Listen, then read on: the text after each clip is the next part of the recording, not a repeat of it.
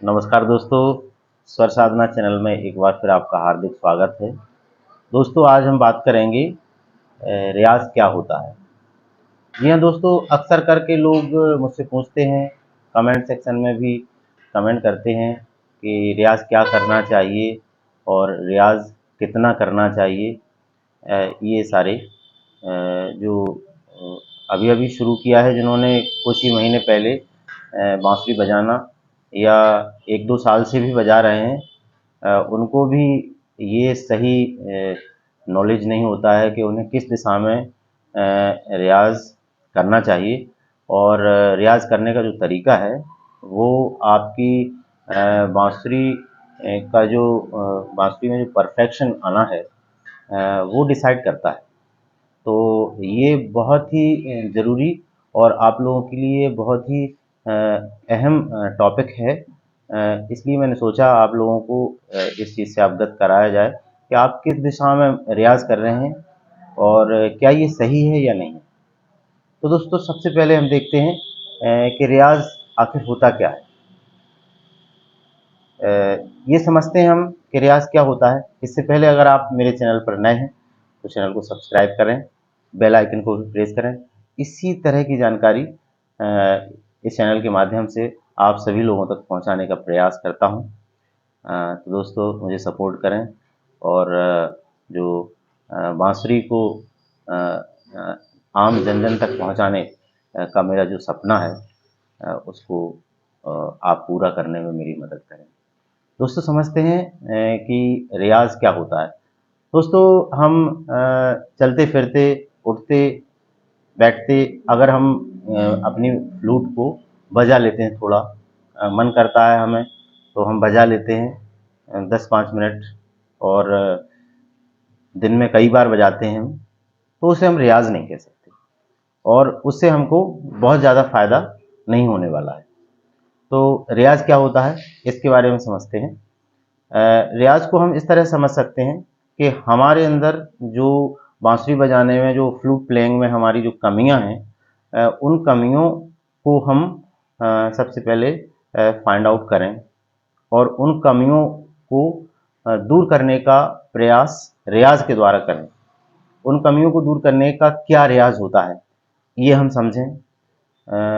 Teachers के माध्यम से, यूट्यूब के माध्यम से भी आपको ये चीज़ समझी जा सकती है कि आपको आपका जो बांसुरी में है वो क्या चीज़ वीक है।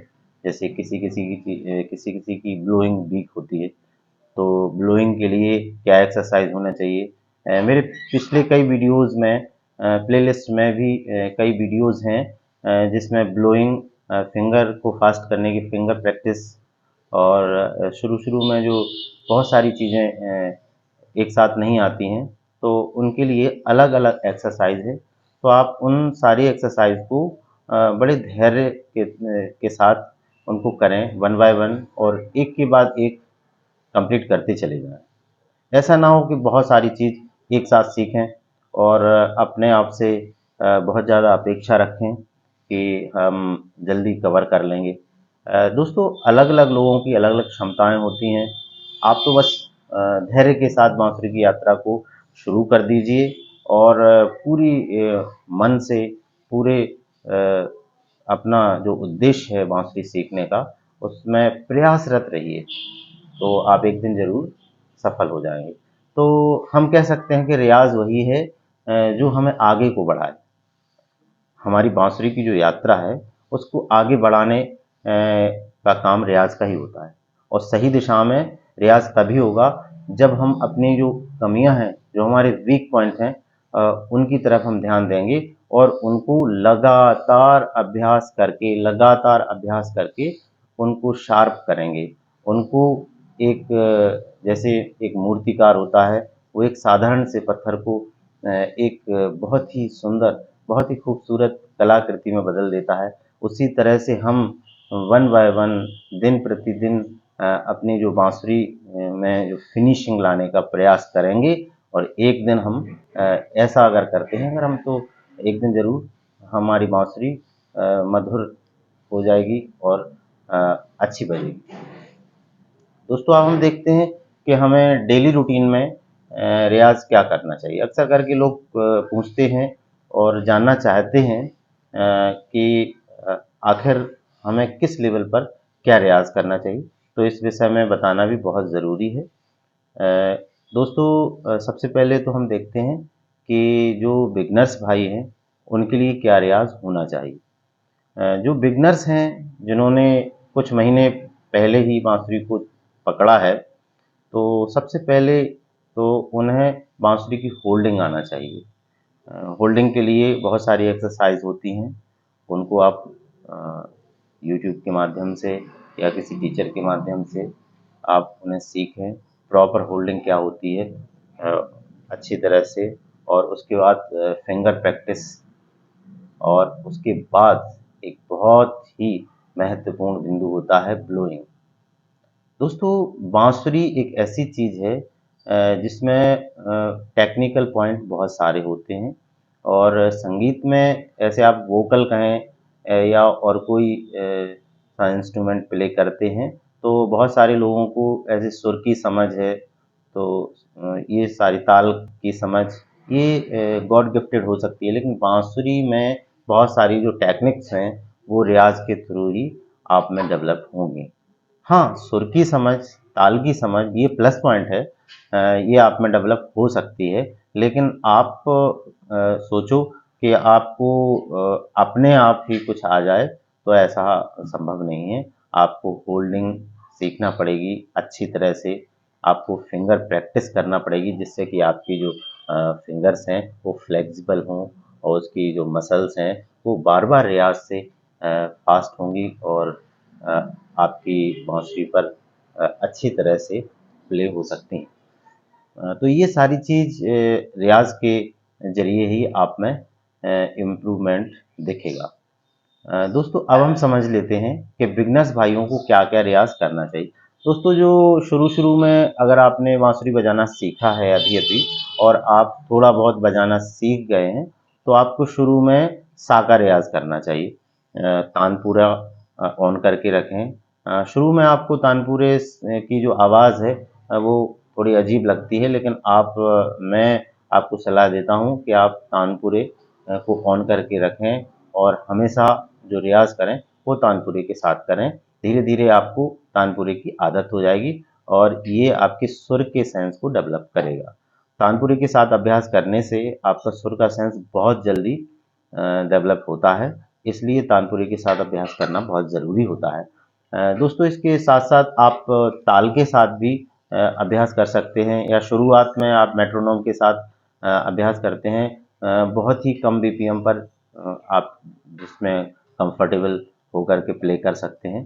तो इतना बीपीएम जैसे 100 बीपीएम 120 बीपीएम तक आप अभ्यास कर सकते हैं। दोस्तों, ये सा का रियाज़ आप लॉन्ग नोट करिए, और आप जो तानपुरा है उसके साथ मिलाने का प्रयास करिए। शुरू में आपको कुछ समझ में नहीं आएगा, धीरे-धीरे आपको सुर का सेंस होता चला जाएगा, और आप तानपुरे के साथ उसको मैच करना सीख जाएँगे। उसके बाद आते हैं तो उसके बाद हमें सरगम प्ले करना चाहिए सा से। सा टू सा, सा टू सा आप प्ले करिए। वन बाय वन सारे जो शुद्ध सुर हैं उनको आप कंप्लीट करिए, और अपने अकॉर्डिंग, अभी आप किसी से चेक मत कराइए कि कैसे लग रहे हैं। आप अपनी संतुष्टि से, आप स्वयं के टीचर हैं, सेल्फ स्टडी कर रहे हैं, तो आप उसको अच्छी तरह से अपने आप में तो कम से कम ये ज़रूर देखें क्या सारे सुर आपके सही लग रहे हैं कि नहीं। जैसे कि मैं करता हूँ, देखिए कर रहा हूँ।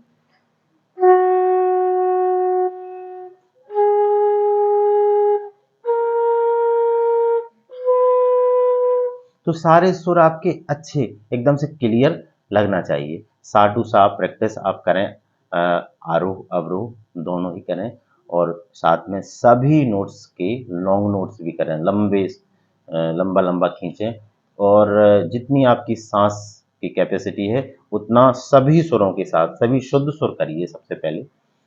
उसके बाद हम क्या करते हैं, उसके बाद जब आपको सरगम प्ले करना अच्छी तरह से आ जाए, दोस्तों एक चीज़ सीखने के बाद ही दूसरी चीज़ सीखेंगे, तो ये बहुत अच्छी बात है। अगर आप एक साथ बहुत सारी चीज़ें सीख लेते हैं तो वो सही नहीं होता है। तो सरगम के बाद देखिए क्या करना चाहिए हमें, आपको ये पता होना चाहिए कि बांसुरी में कितने सप्तक प्ले कर सकते हैं हम। जो मंद्र सप्तक है उसके पा, धा, नी, ये चीज़ 3 स्वर होते हैं, वो हम प्ले करते हैं मंद्र सप्तक। मध्य सप्तक का पूरा सरगम सारेगामा पाधा नी सा, सारेगामा पाधा नी तक मध्य सप्तक, और सा, सा, रे, गा, मा और ऊपर का पा, ये सा रे गा मा और पा, ये 5 जो है वो तार सप्तक के यूज करते हैं। तो जब हम सरगम से सा टू सा प्ले करना अच्छी तरह से हमें आ जाए तो हमें अपने इसी अभ्यास में इस नी को भी शामिल कर लेना है, मंद्र सप्तक की नी को। और इसके बाद फिर जब सा तक जाते थे हम, तो सा के बाद फिर हमें रे तक जाना है, ऊपर के रे तक, तार सप्तक के रे तक जाना है और मंद्र सप्तक की नी से। देखिए किस तरह से, मतलब एक सुर हमने नीचे शुरू कर दिया है और एक सुर ऊपर जाते थे तो ऊपर, मतलब नी टू रे। अभी सा टू सा चलते थे, अब नी टू रे का अभ्यास करते हैं। इसका भी रियाज आप करिए कुछ दिन, और जब क्लियर आपको आने लगे फिर आप अगला स्टेप लेते हैं, धा तक जाएंगे आप। देखिए कैसे, सबसे पहले नी तक जाएंगे हम,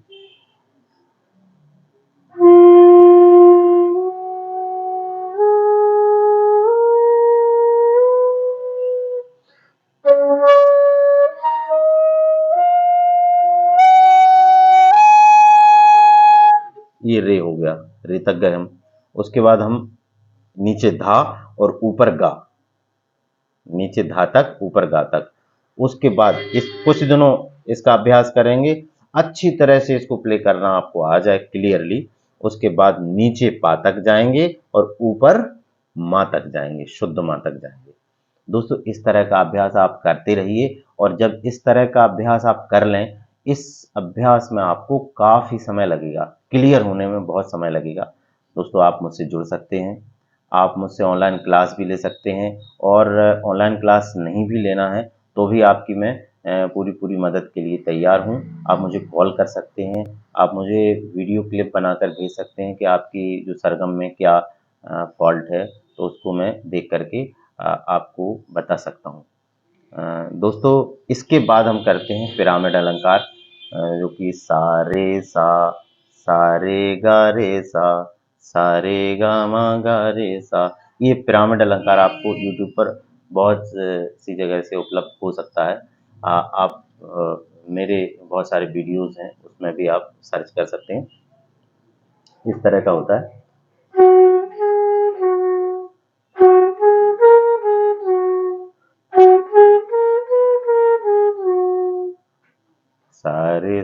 सा रे गा रे सा रे गा मा गा रे सा रे गा मा पा मा गा रे सा। तो पिरामिड अलंकार का अच्छी तरह अभ्यास करिए। दोस्तों इतना अभ्यास बिगनर्स भाइयों के लिए बहुत है। कम से कम 1 घंटा या 1.5 घंटा आप प्रतिदिन अभ्यास करें तो आपकी बांसुरी की यात्रा सुगमता से आगे बढ़ेगी। और कोई भी डाउट हो, कोई भी समस्या हो, आप मुझसे संपर्क कर सकते हैं। मैं सभी के रिप्लाई कमेंट सेक्शन में तो देता ही हूँ, फ़ोन कॉल्स भी अटेंड करता हूँ, और किसी तरह की भी मदद बांसुरी के बारे में आप मुझसे ले सकते हैं। दोस्तों इस वीडियो में इतना ही। आगे आने वाले वीडियोस में बिगनर्स भाइयों के लिए और नए नए अभ्यास, नए नए रियाज बताने का प्रयास करूँगा। इस वीडियो में इतना ही, मिलते हैं अगले वीडियो में। तब तक के लिए जय श्री राधे, जय श्री कृष्णा।